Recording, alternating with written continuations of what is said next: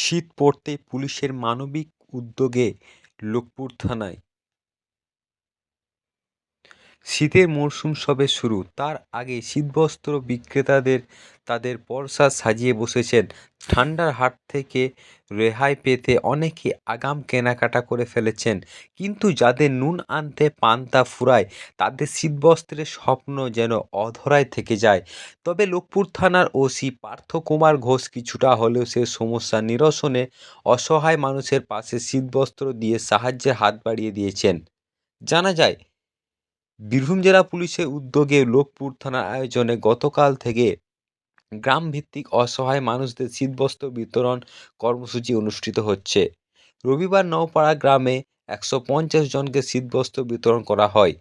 অনুরূপ সোমবার লোকপুর গ্রামের ধর্মরাজ মন্দির প্রাঙ্গণে 80 জন দুস্থ মানুষের মধ্যে শীতবস্ত্র বিতরণ করা হয়।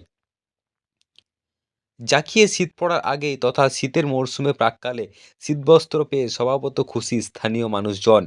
এই দিন অনুষ্ঠানে উপস্থিত ছিলেন লোকপুর থানার এসআই শরৎ কুমার ঘোষ, এএসআই নয়ন ঘোষ, সমাজসেবী দীপক শীল, উজ্জ্বল দত্ত, উৎপল চৌধুরী সহ আরও অনেকে। লোকপুর থেকে শেখ রিয়াজউদ্দিনের রিপোর্ট, সিউড়ি টাইমস।